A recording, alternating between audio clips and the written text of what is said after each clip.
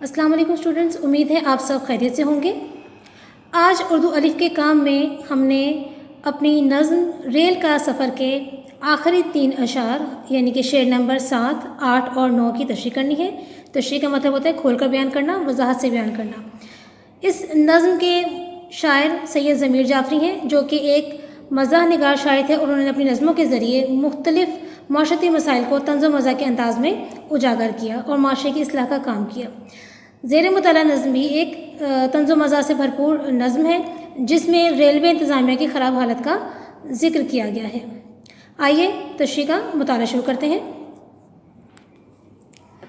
नज़्म का तरीक़ाकार जो आपने कॉपीज़ में लिखना है वो आपको पहले भी बताया जा चुका है पिछली वीडियोज़ में कि जब एक नज़्म आप कॉपी में लिखते हैं तो आपको बार बार हवाला मतन नहीं लिखना होता, बल्कि आपने एक ही शेर में जो है हवाला मतन या पहले बंद में, अगर बंद पे नज़्म है तो आपने पहले ही उसको जो है हवाला मतन पहले शेर में लिख देना होता है। उसके बाद बार बार हर शेर के साथ हवाला मतन लिखने की ज़रूरत नहीं होती कॉपीज़ में। तो इसी तरह से अभी हमारे पास जो बंद नंबर 7, 8 और 9 है, इनमें भी हम साथ साथ हवाला मतन नहीं लिखेंगे। शेर नंबर 7 है हमारे पास। वो हज़रत जो अवामुन नास में घुल मिल के बैठे हैं, रज़ाई में वो यूँ बैठे हैं गोया सिल के बैठे हैं। मुश्किल अल्फाज के मानी हैं। हज़रत जनाब इज़्ज़त का खिताब है, अवामुन नास आम लोग, रज़ाई छोटा लिहाफ। उसके बाद तशरीह है हमारे पास। शायर लोगों के दूसरों की जगह पर कब्ज़ा करने और दूसरों को जगह ना देने की आम आदत का ज़िक्र करते हैं कि ज़रा उन जनाब को तो देखो जो रेल के डब्बे में सवार होकर आम लोगों के साथ ऐसे बेतकल्लुफ़ होकर बैठे हैं कि जैसे इनकी उन लोगों से गहरी वाकफ़ियत या जान पहचान हो। ये हज़रत दूसरों की जगह पर कब्ज़ा जमा कर बैठ गए हैं और अब जैसे ही किसी ने उनसे अपने बैठने के लिए जगह मांगी तो यूँ ज़ाहिर किया कि वो लिहाफ के साथ सिले हुए हैं और हिलने जुलने के काबिल नहीं हैं। अलगरज़ वो खुद तो दूसरों से जान पहचान बनाकर जगह पर कब्ज़ा किए बैठे हैं, लेकिन खुद किसी को बैठने के लिए जगह दें नामुमकिन है। शेर नंबर 8 है हमारे पास। वो आप पहुँचा कोई चिमटा बजाकर मांगने वाला, बहुत मकबूल है लोगों में गाकर मांगने वाला। मुश्किल अल्फाज के मानी देखिए इसके।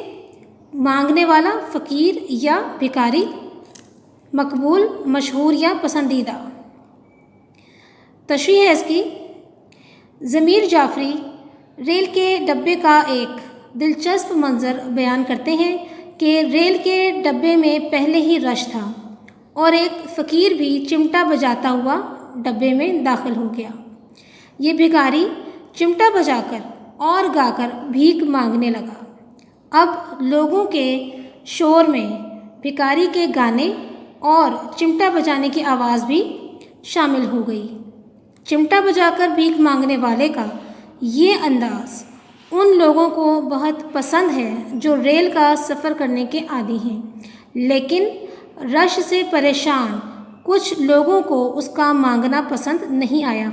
नहीं कि आपने अक्सर औक़ात देखा होगा जो रेल में ख़ुसूसन जिन्होंने सफ़र किया है कि अक्सर लोग जो हैं भिखारी जो हैं, भीख मांगने वाले जो हैं, वो डब्बे में सवार हो जाते हैं और फिर लोगों से भीख मांगते हैं। और बाज़ लोग जो हैं इस मंज़र से लुत्फ़अंदोज़ होते हैं और बाज़ लोग जो हैं इस चीज़ से परेशान होते हैं, कोफ्त का शिकार होते हैं। तो यहाँ पर जो है वही कैफ़ियत बयान की गई है और ये भी रेलवे इंतज़ामिया की ख़राबी है कि वो भिखारियों को या गदागरों को जो है रेल के डब्बे में सवार होने से नहीं रोक पाती।